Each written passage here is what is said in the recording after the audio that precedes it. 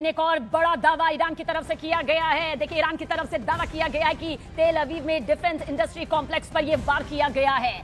Iran की यह बौखलाहट यहां पर सामने आ रही है। ईरान का यह देखिए कोई छोटा दावा इसलिए नहीं है क्योंकि तेल अवीव में डिफेंस इंडस्ट्री कॉम्प्लेक्स पर यह हमला, यह बड़ा वार जिसका दावा ईरान की तरफ से यहां पर किया गया है। अभी फिलहाल ईरान उस जख्मी शेर की तरह बौखलाया हुआ है क्योंकि उसने अपने सर्वोच्च नेता को खोया है। उस सर्वोच्च नेता को, जिसकी सुरक्षा कवच को इस कदर मजबूत किया जाता है कि कोई परिंदा भी पर नहीं मार सकता। लेकिन यह महीनों की मॉनिटरिंग रही है। आप समझिए, यूं ही यह खात्मा खामनेई का नहीं हो पाया है। खामनेई तक पहुंचने के लिए एक पूरी रणनीति यहां पर तय की गई, जिसके बाद सटीक निशाना, जोरदार धमाका और खामनेई का खात्मा। और देखिए शैलेंद्र, देखिए सीधा सवाल यहां पर यही सामने आ जाता है। ईरान एक के बाद एक जो ये खतरनाक हमले कर रहा है, वो ये बखूबी जानता है वो टिक सकता है लेकिन परमानेंट नहीं टिक सकता है। क्या यही माना जाए? वो पूरी ताकत इस वक्त शुरुआत में लगा रहा है। बिल्कुल बिल्कुल। देखिए, इस वक्त ईरान जो है वो अपने कल उन पर जो हमला हुआ था उसके एवज में वो अब रिटेलिएशन में स्ट्राइक्स कर रहा है। देखिए, लेकिन बहुत से एक्सपर्ट्स ये बात मान रहे हैं कि ईरान ने गल्फ कंट्री, जो बाकी पड़ोसी देशों को इन्वॉल्व नहीं करना चाहिए था, क्योंकि वो ये लड़ाई बहुत लंबी नहीं लड़ पाएगा, क्योंकि सामने अमेरिका है, सामने इजराइल है। उसके अलावा आपने उन देशों से भी आपने दुश्मनी मोल ले ली जो सीधे तौर पर आपको इस वक्त टारगेट नहीं कर रहे थे। हालांकि ईरान का यह कहना है कि अगर हम उन एयरबेसिस को टारगेट नहीं करते तो अमेरिका कल को उन्हीं एयरबेसिस के जरिए। ये तस्वीर देखिए सामने आ रही है तेल अवीव की, किस तरह से ये पूरा धमाका यहां पर होता है, किस तरह से ये टारगेट यहां पर किया जाता है। और ये हमले की, ये धमाकों की वो तस्वीर है जो बताने के लिए काफी है कि अभी फिलहाल ये बौखलाहट जो है वो उस चरम तक पहुंच गई है जहां पर इसे रणनीति का हिस्सा कहें या फिर उसी में उठाया गया हुआ कदम। शैलेंद्र, देखिए, जो कदम ईरान ने उठाया है, क्योंकि उससे पहले कह दिया था कि अगर हम पे हमला होता तो ये पूरा रीजनल वॉर में तब्दील कर देंगे। लेकिन बड़ी बात यह है कि वो ये लड़ाई कब तक लड़ पाएगा। और जैसे उसने शैलेंद्र, बस इसका हम एक बार इसकी आवाज यहां पर धमाके की दर्शकों तक सुना रहे हैं।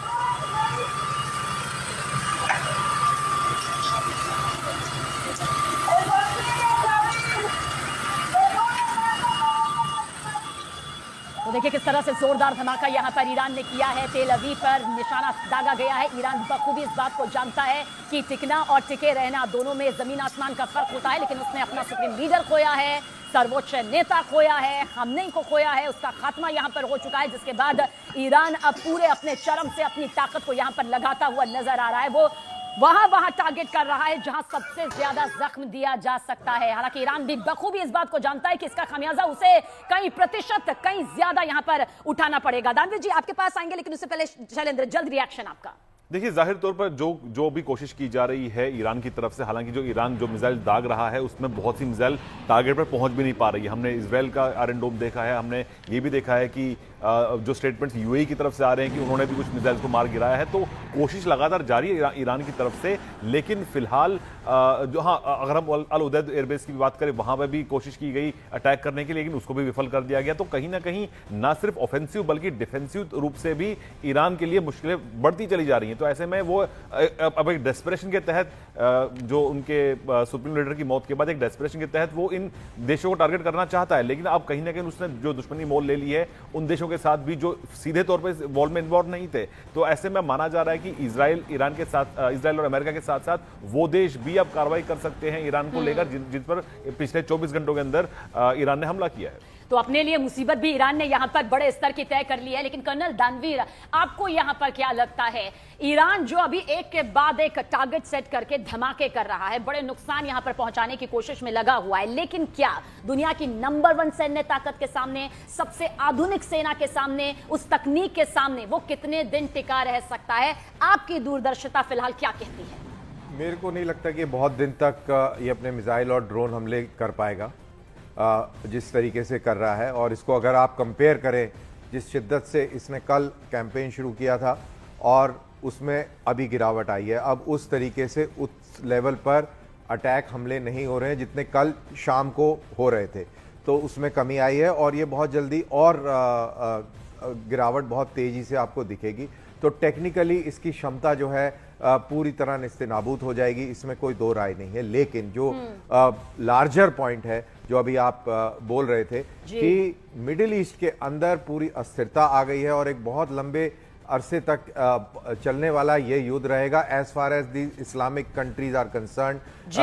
ये दुश्मनी इन्होंने सऊदी अरेबिया के साथ बहुत समय से निभाई है। बिल्कुल एक वॉर ब्रेकिंग यहां पर दर्शकों तक पहुंचा दे। ईरानी सेना की यूएस इजराइल को देखिए बड़ी धमकी सामने आई है।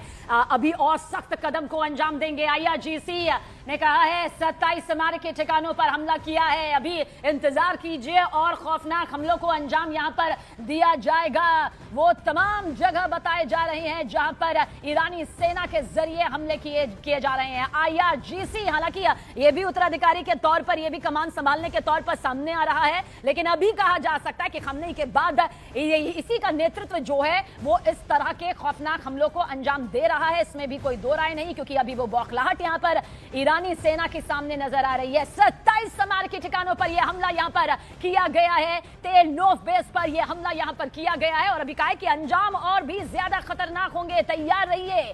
ये ईरानी सेना की तरफ से, IRGC की तरफ से कहा गया है। शैलेंद्र।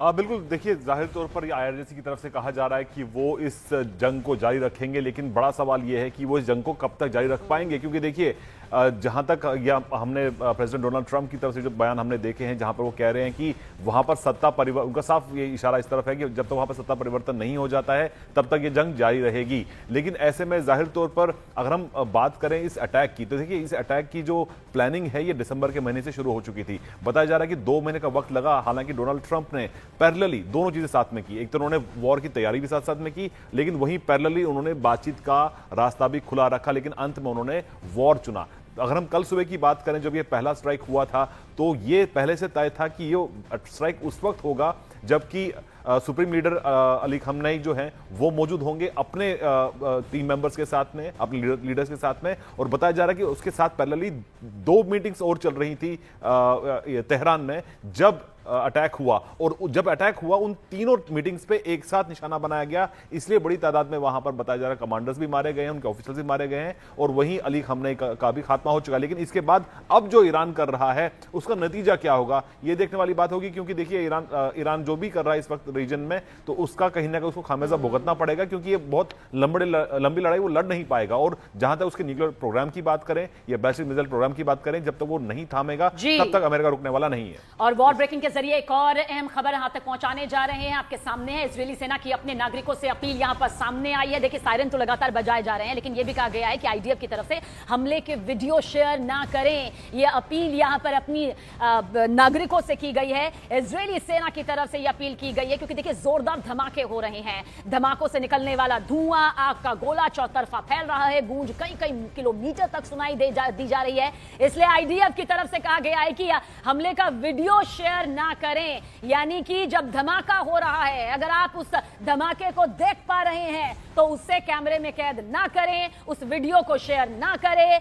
इजरायली सेना की तरफ से अपने नागरिकों के लिए यह अपील की गई है। लेकिन यह तस्वीर, जैसा कि हम बातचीत यहां पर कर रहे हैं, बात सिर्फ ईरान की, बात सिर्फ इजरायल की, बात सिर्फ अमेरिका के बीच चल रही बात की नहीं है। असर जो है वो चौतरफा होता है। ईरान एम्बेसी में झंडा झुकाया गया है। दिल्ली, आपको बता दें, दिल्ली का हम यहाँ पर जिक्र करें क्योंकि जाहिर सी बात है ईरानी एम्बेसी का जो यहाँ पर वजूद है, वहां पर सर्वोच्च नेता अली खamenei जाहिर सी बात है अब नहीं रहे हैं। ऐसे में ईरानी मीडिया ने कहा कि भाई वो शहीद हो गए हैं और अब उसी बाबत ईरानी एम्बेसी में यह झंडा झुकाया गया है और यही बड़ी खबर आप तक यहां पर पहुंचा रही है। देखिए ये एक प्रक्रिया होती है जिसका पालन यहां पर किया जाता है, क्योंकि 40 दिन का शोक, 40 दिन का शोक यहां पर रखा भी गया है। हालांकि इन 40 दिनों में देखिएगा बहुत बड़ी तस्वीर बदलेगी और इन्हीं बदलती तस्वीरों के चलते कहा जा सकता है कि अभी खamenei की मौत के शोक में इस झंडे को जो झुकाया गया है, अभी फिलहाल अमेरिका और इजरायल की वो ताकत भी नजर आएगी। क्योंकि अभी तो हम ईरान की तरफ से आपको दिखा रहे हैं कैसे वो टारगेट यहां पर कर रहा है इजरायल के ठिकानों को और अमेरिकी बेस को, लेकिन अमेरिका का एक हमला, इजरायल की आधुनिक तकनीक का एक हमला, क्या वाकई मौजूदा ईरान सह पाएगा? यह भी बहुत बड़ा सवाल है। कर्नल दानवीर यहां आपसे जानना चाहते हैं, कोई दो राय नहीं, मिडल ईस्ट बहुत तनाव में है, लेकिन क्या ये आग जो आपको नजर आ रही है वो जलाने की भी कुव्वत रखती है? देखिए, इसको एनालाइज करने के लिए हमें ये समझना होगा कि ये 27 जगहों पर जो ईरान ने दावा किया है कि उसने हमला किया है मिडिल ईस्ट में, वहाँ पर क्या नुकसान पहुँचाया है। और कितना नुकसान हुआ है इधर, उससे पता लगेगा कि इसके हमलों में कितनी दम है। तो क्या बहुत ही जबरदस्त तल घुमा नुकसान हुआ है? जवाब है नहीं। क्या सतही तौर पर नुकसान हुआ है? जवाब है हाँ। और क्या मास कैजुअलिटीज हुई हैं मिडिल ईस्ट में ईरान को छोड़कर? जवाब है नहीं। बहुत ही इक्का दुक्का कोई कैजुअलिटी हुई है, बाकी कुछ नहीं हुआ। तो बेसिकली हमले हुए हैं लेकिन उसका असर कहीं नहीं हुआ है जिस तरीके से होना चाहिए था। 27 जगहों पर कोट अनकोट हमला इन्होंने किया है, लेकिन उसका कोई फर्क ऐसा भयंकर नहीं हुआ है। और बहुत सारी मिसाइल्स को, बहुत सारे ड्रोन्स को हवा में ही मार गिराया है। और बहुत सारे जो विजुअल्स आपको आ रहे हैं आगजनी के, जो आग जल रही है या इस तरीके से, वो उससे पैदा हुई है जो डेब्रीज गिरी हैं। जलती हुई मिसाइल जब नीचे गिरी है शूट डाउन होने के बाद, उसके कोलैटरल से आपको ये धुएं दिख रहे हैं, ये आग दिख रहा है।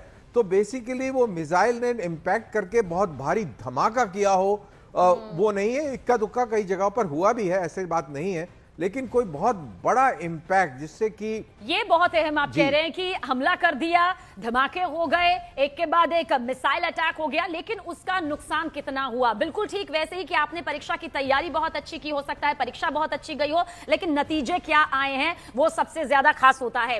शैलेंद्र, क्योंकि इतना तो साफ है, ये तो हर राजनीतिक विश्लेषक जानता है, अंतर्राष्ट्रीय स्तर पर हर कोई कहता आया है कि ईरान सीधी टक्कर तो अमेरिका से नहीं ले सकता है, कुछ वक्त के लिए ले सकता है। टिकना और टिके रहना दोनों में बहुत फर्क यहां पर होता है, लेकिन वो प्रॉक्सी वॉर यहां पर कर सकता है, जिसके लिए वो जाना जाता है, जिसके बूते वो लंबी लड़ाई लड़ने की भी कुवत रखता है। क्या प्रॉक्सी फोर्स के जरिए वो कई मोर्चों पर खड़ा हो सकता है?